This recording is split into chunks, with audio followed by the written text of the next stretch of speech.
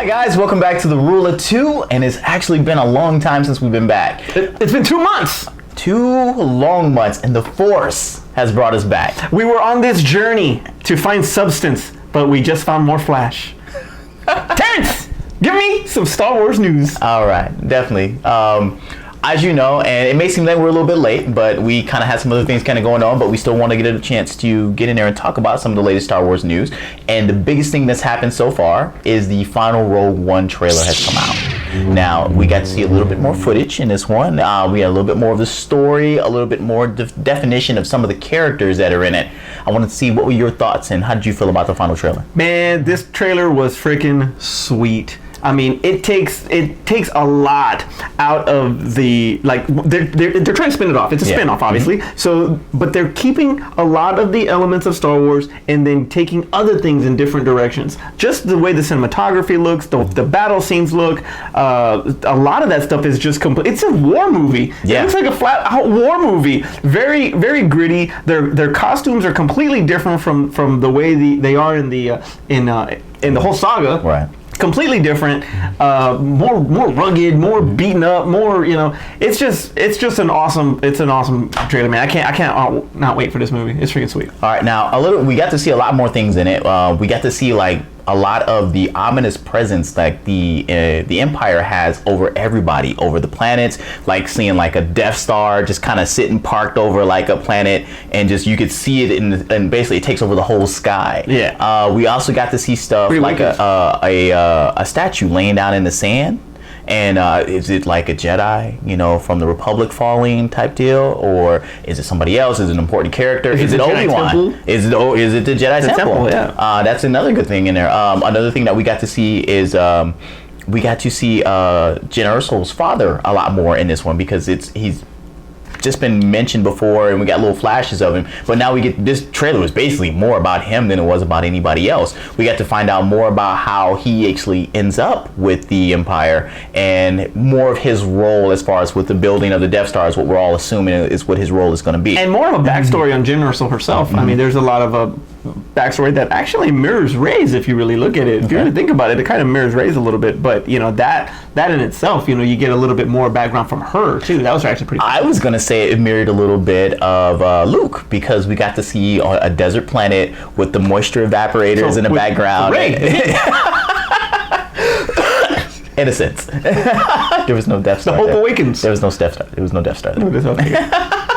All right, so any other final thoughts that you saw in the trailer that you wanted to mention that, you know, kind of stood out to you? The one that, besides the battle scenes, mm-hmm. You know which one stood out for me? It's probably nothing. But the speed that Darth Vader is walking... He is walking with purpose. He is walking, exactly. He's walking with purpose to... what is Krennic? Krennic. To Krennic, and you know, even Krennic is. It looks like they're going back and forth, mm-hmm.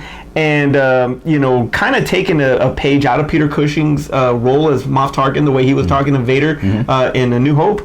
Kind of similar, but not that similar. But you know, it's. I mean, because he was still a little bit subservient. Yeah. He looked mad. He looked like he just wanted to kill him right then and there. Yeah. He was gonna rush him. So I want to see angry Vader. That was one of the best things about A New Hope. Angry, determined, driven Vader. Like, I got to get something done. I'm not gonna mess around. I'm gonna make sure it gets done. And I would hope to see that in this film.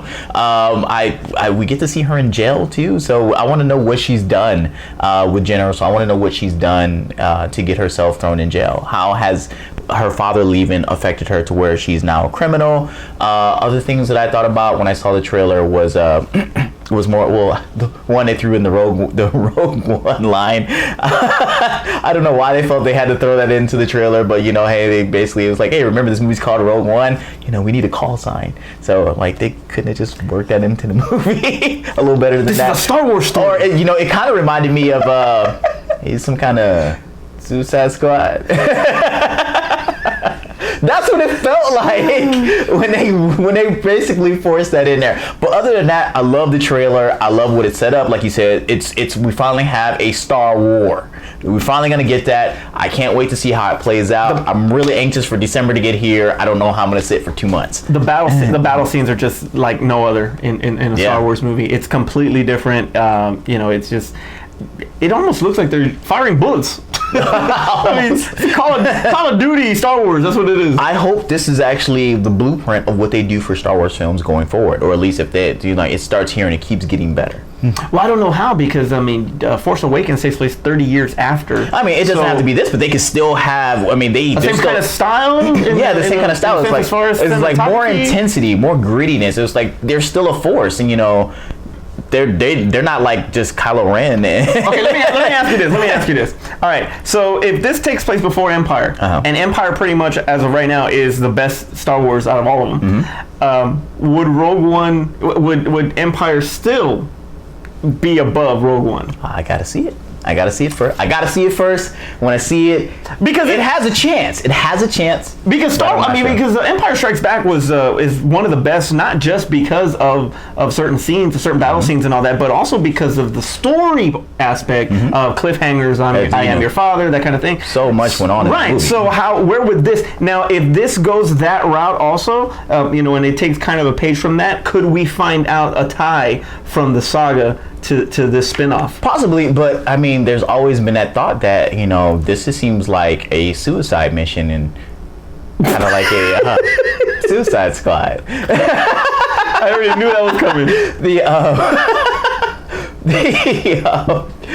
I don't feel like a lot of these characters are going to make it out. So if they're going to do a tie, I think it would be forced to force it into this. Just focus on the story. If you work out some way that some of these characters transition over later on and work a tie in that way, don't push and force things into this one. Let it be as it is, and then we can move forward and kind of figure out what it's going to be and how it's going to really fit further into the story. So. All right, so staying with Rogue One, they just released the runtime for the film, and since we're gonna get more battles and more grittiness, and obviously a lot more story too, the runtime's actually coming in at 2 hours and 13 minutes. So, do you feel like that's an extremely long amount of time for this type of film, actually, or do you feel like it's short? I think it's a little short because Force Awakens was, I think it was 130. It's like 2 hours and 15 minutes. I think it was. Okay. I know almost 220 actually, but still, that was a pretty lengthy movie. I think that's a little short, not too bad. I mean, depending on what kind of story they're trying to tell. Well, if it's Total War, do you think that it can get a little tiresome if it's that long of a movie? As far as like if it's just like battle for 2 hours, you think you would just kind of be just burnt out? No, I don't think that would happen. I don't think Gareth Edwards would do that. The way you already saw how drawn out Godzilla was. But I don't think that he. We're gonna show you a little bit of the battle scene. Everything that you see we're gonna show you a little bit of the laser fights. We're gonna show you a little bit of stormtroopers. We're gonna show you a little bit of I don't think he would draw it out that way. I think that he's gonna throw some story, because he knows that this lore, these characters, especially Vader, this whole saga is really important.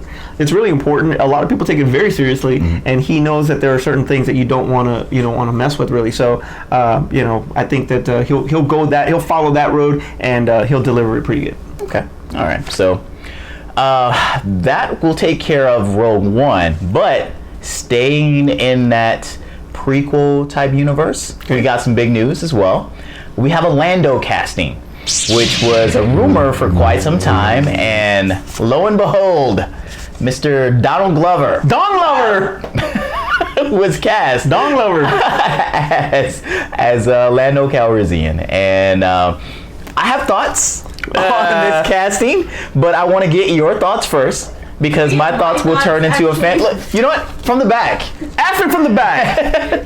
What do you think about the casting of Donald Glover as Lando Calrissian? Knee slapping fantastic. Fantastic. It's absolutely. Is that what the kids are saying nowadays? Knee slapping fantastic. Yep. Kids and your.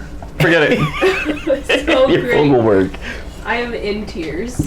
I love Donald Glover. But see, you're looking at him from from Childish Gambino and his stand-up and all that, and that's great. But we're talking about the character of Lando Calrissian, and when you are pretty much setting up Billy D. Williams, and in all honesty, and he's a great actor. You're a great actor. You're awesome.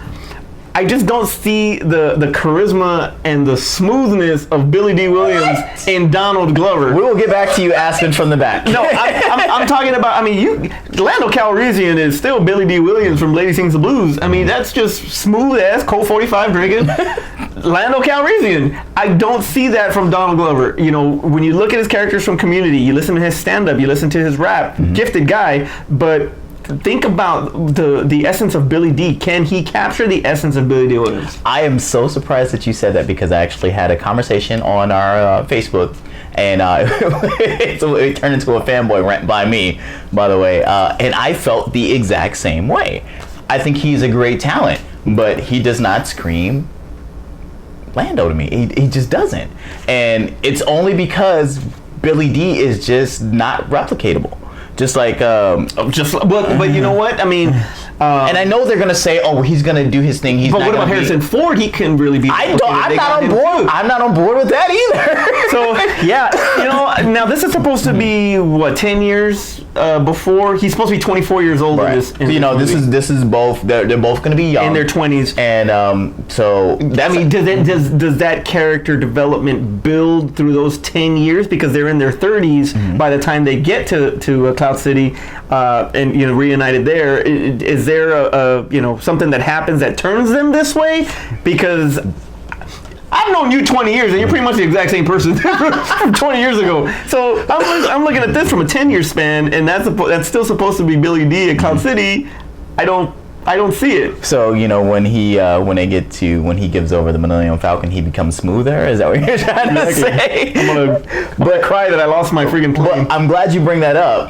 Talking about the transition of the relationship going forward. But now that we have a recast for Harrison Ford and Billy D. And your Han and Lando, how much? If they went to the trouble of recasting both these iconic characters in Star Wars, how much backstory are they really going to give us with these characters? Is it just going to be one movie, or are we now going to see them in their own franchise going forward? Because there are big events for Lando and Han, as far as with the transfer of ownership with the Millennium Falcon. The Kessel Run. The Chewbacca too. Yeah, Chewbacca. They got a lot of history. They got a lot of history that they've only hinted at through the rest of the Star Wars films. That it seems like, are they going to give us this? Are we going to see this now on screen? And do you want to see it on screen? I guess that's the more important part.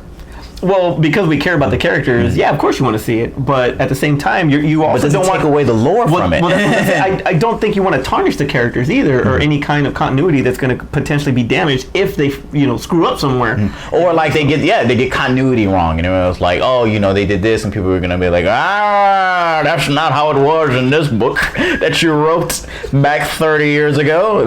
So Lucas, you whore. I worry about that, because people, there's a lot of Star Wars fans who dedicate themselves to knowing this universe, and if they go and you get a director it's like, oh, I want to do it my way type deal. And I know Disney has a lot of people, and Lucasfilm has a lot of people that check for that type of continuity, but there's still a lot of things that people can miss, and it's gonna make people kind of nitpick it. I would think if they're gonna do something with these characters, give them their own adventures they haven't talked about. Maybe you gotta see the Millennium Falcon thing. As a matter of fact, I don't want to see the transfer of ownership. I want him to just say, hey, yeah, you remember when you took the ship from me last week? Remember that run? I wouldn't mind seeing the Kessel Run. Let's do something else, and then just leave it in its lore itself. And it was just like, oh, hey, remember that thing that we did, that great thing that we're never ever going to see on screen? I think it's actually just leave it as it is. Make some new stuff. One of the things that bothers me is that, okay, well, first of all, make some new old stuff. What you said about Disney, you're right. Especially the fact that they did completely, disregarded the expanded universe, made it Star Wars Legends, which they're still borrowing from. They're saying they're not, but they are still borrowing here and there. What are they going to borrow, or are they going to borrow from that to help integrate some story structure with this spinoff? For one. Two, one of the things that does kind of scare me is that this starts going X-Men route, and you get confused with the timelines. You do not want to really do that with Star Wars, even though there are so many different stories with so many different characters. Yes, but when you have continuity in the back of your mind, oh, that's why that happened. You know, I mean, I just feel you got to be very, very careful with that. Yeah, exactly. You got to be very, very careful. But you know, I'll see how they do it. I just really hope it stays as a standalone. But I don't think they would have went through the trouble to do these type of castings for them just to. Let me ask you this: do you want it to be relevant to the actual lore? Or I want to hear, or do you want it to be the Han and Lando adventures? I want it to be the Han and Lando adventures, because if you're going to tell me that they're not going to be, you know, exact carbon copies of what we already know these characters to be as, it was like, oh, we're going to let them do their own thing. They don't have to imitate these other actors. Then give them their own adventures. Don't give me the same adventures that these characters already made legend. Something different. Yeah, give me something different then. Let it. So fair enough. All I'm gonna think is like, Billy D wouldn't have said it that way. Oh, Harrison Ford wouldn't have said it that way. That's gonna happen anyway. And it's like, so give me an adventure I don't know anything about, and then I'll be like, okay, well, I can see that. Maybe that's how he would have felt in that particular situation. All right, yeah, whatever, dung lover. All right, so that's gonna bring us on to our favorite part of the show, is our fan theories. Let me give you one. You gonna do one? I want to give you one. All right, before you do one, because mine is probably not gonna take that long, and you. All right, give me yours. We tend to elaborate more on you. Give me yours. All right, so mine is more of a rumor than more of a fan theory, and it's a rumor that's been based off something that that Daisy Ridley herself actually said. So she got caught. One of the fans asked her, "Hey, when are we gonna find out when your parentage is?" And she was like, "Hey, you, calm down already." I'm tired of this question. By the way, in these exact words, she said, "Calm down already." No, but she told him, it's like, hey, you know, be patient. You will find out who her parents are in episode 8. Now, people like me, fanboys like me, took that to me. We are definitely getting to know who her parents are in episode 8. But Ben Kenobi. But it's very unclear when she said it. She could have been just saying like, hey, calm down, wait to episode 8, you'll find out more. Or do you think we really are going to find out who her parents are in episode 8? Well, in that same interview, she actually brought up Rogue One also, and about Jyn Erso being either her grandmother or her great-grandmother. She brought that up too. I don't know if that's or she's just playing us. Or she's just playing us. She's just throwing things out there, you know, throwing us for a bone, but you know, throwing a bone at us, so who knows? Maybe she's throwing a bone at us. Throwing a bone at us. Sweet. She's in the Force. That's awful. All right, so mine is that the cast of Rogue One, well, the Rogues. The Rogues. That should be the Rogues of Rogue One. The Rogues of Rogue One. Hey, that should be like a sitcom. Forget it. All right. They have Jack Tripper. The Rogues are actually the Knights of Ren. All right. What, really? They're the Knights of Ren. No, that doesn't work. It would be kind of cool though. It doesn't work. Well, actually, if you can look it up online, they actually break down each member of the Knights of Ren and match it with each cast member from mass though. They match them each with the cast from Rogue One, and you just check it out online. It's pretty freaking interesting. I can't remember. Oh, you know what? They do also have Jyn Erso as one of them also. So I don't know. We'll see. I don't think it's true. There's also a nice little fan art of Jar Jar Binks taking over the brand new poster, one of the final sheets of the Rogue One, and the illustrator put a bunch of Gungans all over the place. It was pretty hilarious. You guys can check that one out too. It's pretty cool. Oh man, yeah, I think that's really gonna do it. I mean, we could have touched on the Mace Windu thing. Mace Windu? You didn't hear about that? Oh, that he's Snoke? Yes. Yeah, but you can't really say that because the hologram, he has his hand. It's his hand. You know, it's not a mechanical hand. It's an actual hand.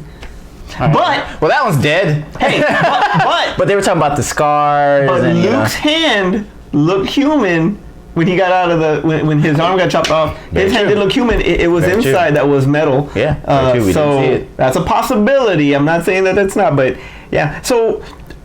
I mean, but that can't be. I mean, even his voice, everything. It's like, hey, they recast Kylo Ren, mother. I mean, I don't hear none of that from him. They recast Han. I don't know. That'd be interesting. That would be pretty interesting if Snoke was Mace Windu. Yeah, I don't believe that one either. But that was the one that was kind of floating out the most recently. But I was like, this is ridiculous. Because of and then there's also the fine balance between the light and the dark because of his purple lightsaber. Right. That was pretty interesting too. All right. So yeah, I'm gonna debunk that one.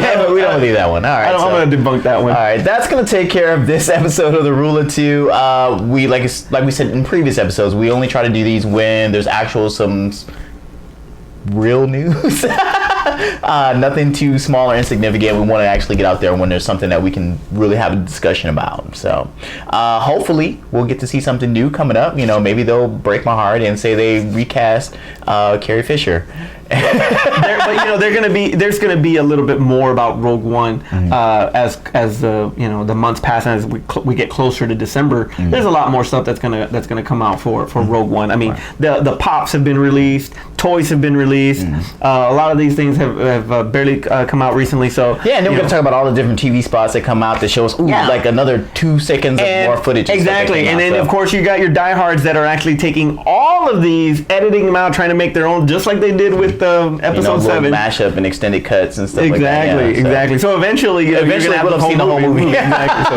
So somebody will get out there and put together the whole movie out of all the trailer clips. But I watch it. Yeah, I watch it. Ruin it for myself. All right, so that's all we really got for today's episode. All right, so if you guys hear of any other new Star Wars news that we may have mentioned, or maybe you figure that maybe we didn't quite know about, please put it down in the comments below. If, like I said, if something that it's worthy of us having a full conversation about, we'll definitely talk about it on the show. We'll do another show.